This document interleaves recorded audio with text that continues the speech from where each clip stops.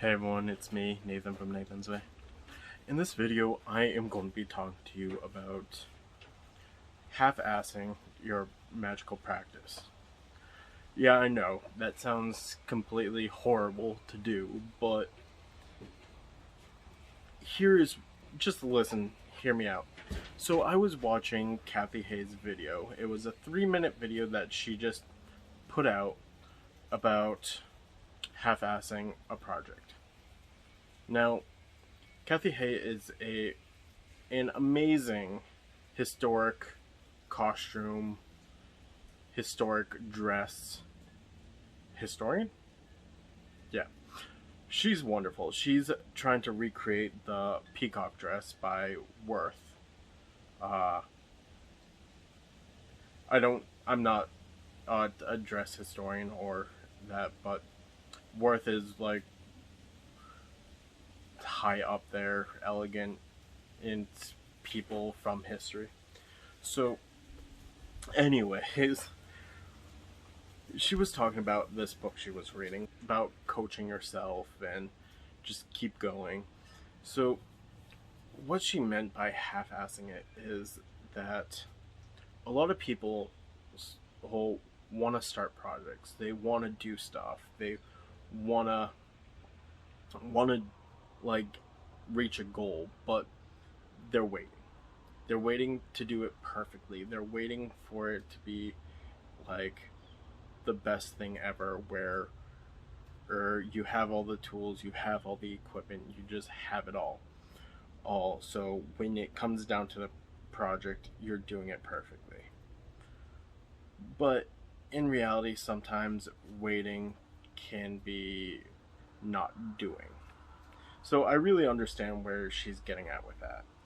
And I was wondering how it applies to my practice. Now, there are a lot of projects, there are a lot of workings I want to do.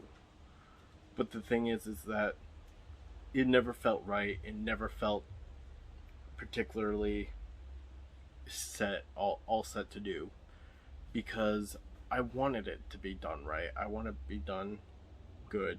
And I'm not saying that you should half-ass it. What they're trying to get at is you should start it. Like, say your goal is to run a mile a day. Some days you're not going to feel it, or some days you just don't.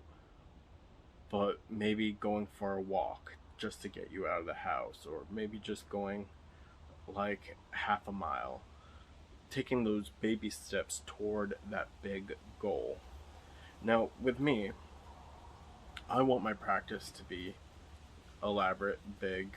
Like, I want a lot of space to do my work, to do my workings. But space is very limited at the moment, and I can't do anything about that until this pandemic is kind of over. But what I can do is just work on it. What I can do is work on the little things to get myself going forward. Now, I have an elaborate project that's planned. I've been taking steps toward it, but I haven't executed it at all because, well, I have executed it. I'm doing shadow castings, I'm doing work around it, but the main task, the main goal, I've been putting off, but I have been doing little bits of parts. What I'm saying is that I think I should dive into this elaborate working one piece at a time. Don't worry if I mess up, I can always fix it to an extent. Now, magic. When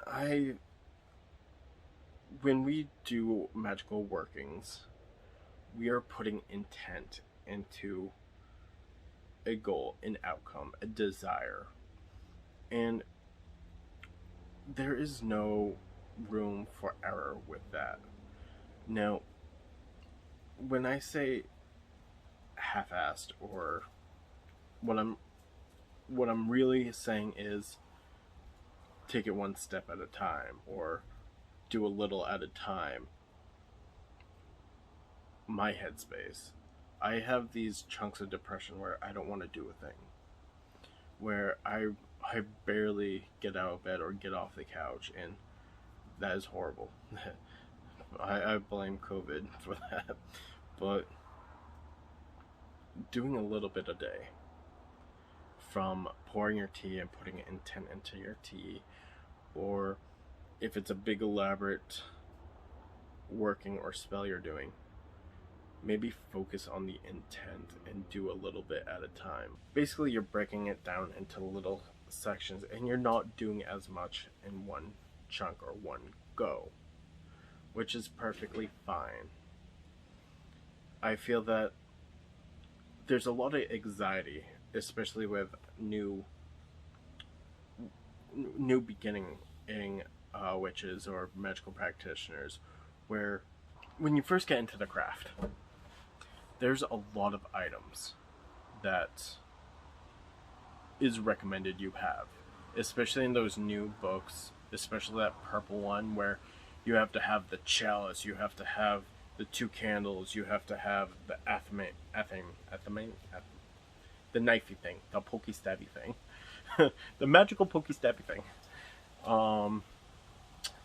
You have to have an altar cloth. You've got to have all these bells and whistles for your altar, and that can be overwhelming. So what you can do is break it down to, okay, what can I do, and what do I need to improvise on? Okay, I use a beer glass as a chalice. Okay, why not? Use tea lights instead of the pillar candles. Sure, why not? Sometimes making stuff difficult is not necessarily the best way. And it kind of discourages people. Well, with me is sometimes I get discouraged about stuff, but I always seem to make it work for me. Now, if you go on nature walks, if you go on hikes or whatever, you will start to find things in the woods, from a wand to feathers to stuff in nature that you can place on your altar for representation of one thing or another. And I really do feel that it is important to maybe do a little bit of a day instead of take over the world. Because if you're going to take over the world, you're going to need a lot of planning. Okay, first, how to take over the world. How, like, minor things. How are you going to get into power? How are you going to build that power? How are you going to take over all the countries? And then how are all those countries going to take over the world? See?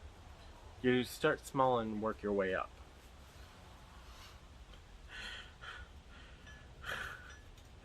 Oh, pinky in the brain.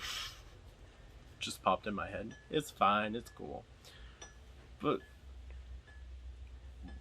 what I'm saying is, witching every day of November is perfect for you to explore the detail in the process and how you might be overwhelming yourself with certain things or whatnot and breaking it down. I'm going to leave Cathy Hay's video down below so you can check it out. She's a costume YouTuber, or she's not in the witch community or magical community. She might be, but her YouTube is mainly focused on historical dress, and that is amazing. And just listen to her points and maybe check out that book like I'm going to. I have an Audible credit, so maybe that's what I'm going to spend it on. And yeah, with that being said, please consider liking, subscribing, and hitting that little notifications bell down below to get more updates. Thank you for coming along my journey with me. This is my way. Nathan's way. Bye.